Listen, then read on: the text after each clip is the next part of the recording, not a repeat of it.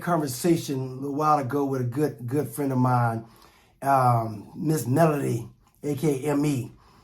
She sent me a video that's causing some waves on social media from Shirley Ralph, who's talking about her open marriage with her husband, Senator Vincent Hughes, and she wanted me to give my perspective on. I love it. Shirley Ralph, beautiful sister. She talks about, hey, we live in separate houses. We have separate careers. We do our separate thing, but we come together. And it works for them. People, stop thinking marriage should be traditional. Now, there's people who wave towards the non-traditional branch, and that's fine if it works for you. Sister Shirley Ralph, I absolutely love it. People stop criticizing this sister. She's doing an amazing job. That's what works for her and her husband. Mind your business. And it's about sitting down and discussing. But the problem comes in when people don't discuss what needs to be discussed. I have couples come in all the time and say, well, this is what I thought going into marriage. And then the husband and wife say, well, this is what I thought, which is the opposite typically. Because we didn't sit down and have these discussions. Not only do we need to have these discussions, we need to write things down. People, when you go to school, for example, college, you get a syllabi. And it gives you an itinerary for the entire semester. In some cases, the entire school year, right? And you follow it. It's for a reason. It's in writing. People, when you're married, put things in writing. Talk about it. Put it in writing. Do a voice recording. Put it in writing. Send a text. Put it in writing. Anything you do, put it in writing. That way you can fall back and say, you know what? Let me take a look at what we talked about, what we agreed to. That doesn't mean it's etched in stone. It's going to be the way, it's going to be this way for the rest of our lives together. But this is what we agreed to in January 2025, right?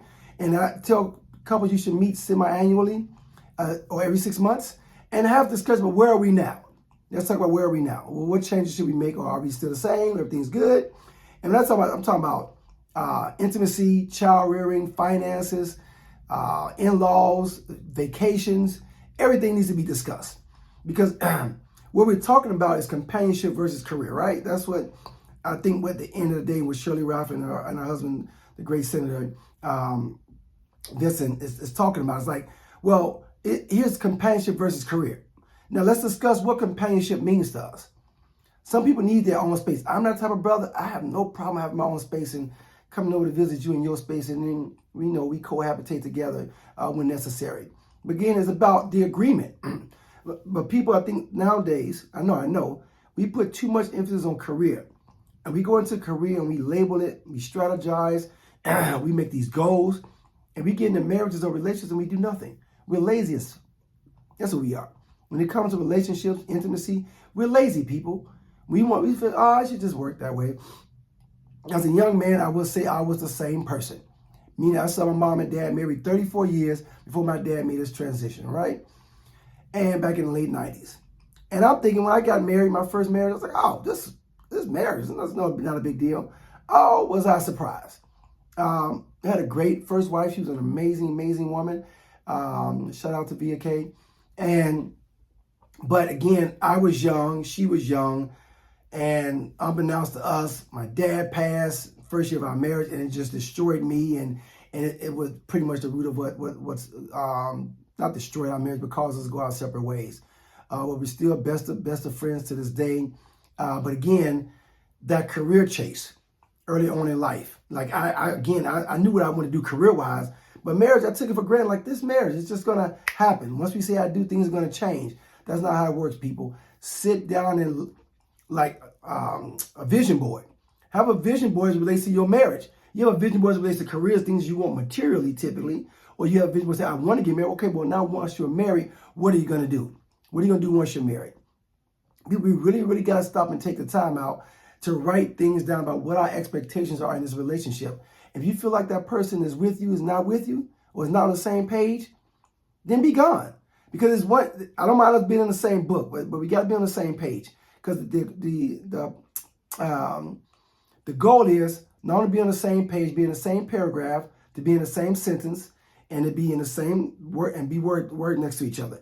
That's when we know, like, okay, we're compatible. We're right here next, because I begin you and you in me, and vice versa. So it's one of those things, again, people, companionship versus career.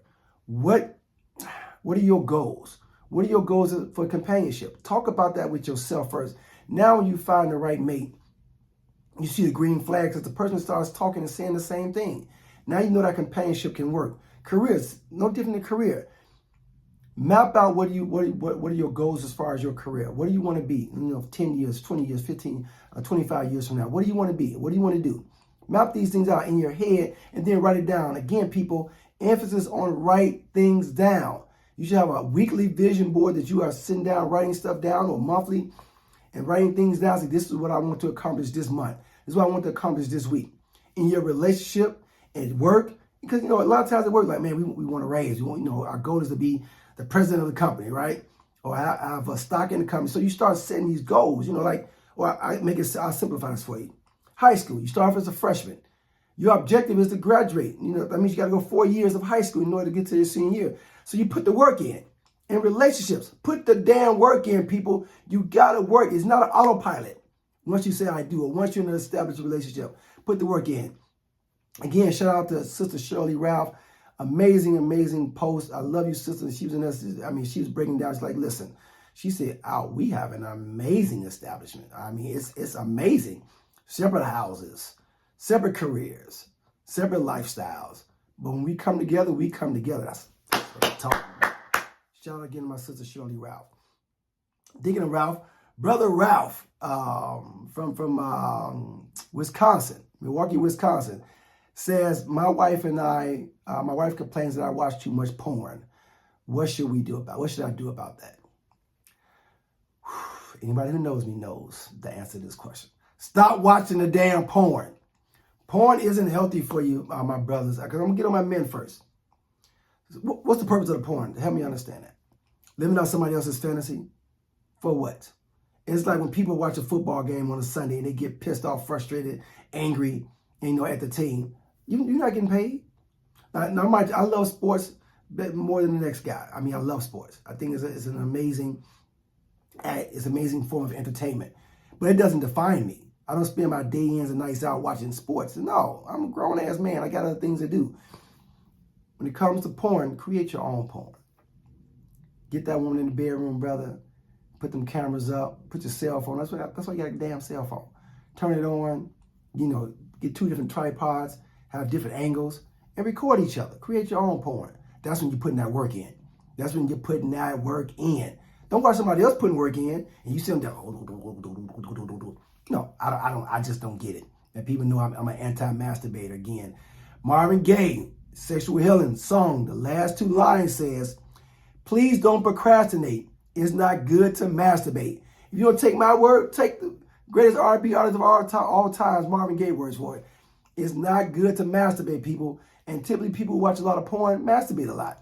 Now, again, create your porn with your partner or your partners, whatever your thing is. That makes sense. People, thank you, Brother Ralph. People, next month, yes, we're going live. We're going to be doing live. I want to give a shout out to my girl, Lady Sings the News, for helping me out, giving me the motivation to go live. We're going live starting next month. The questions will be coming in. Keep the questions coming in. I'm loving them. And as always, people, I got your back. It's a private sector. You need to talk to me about your relationships, about sex. I am a licensed psychosexual therapist here in the state of Georgia. I'm Dr. Tiy-E. As always, peace and a whole lot of damn love.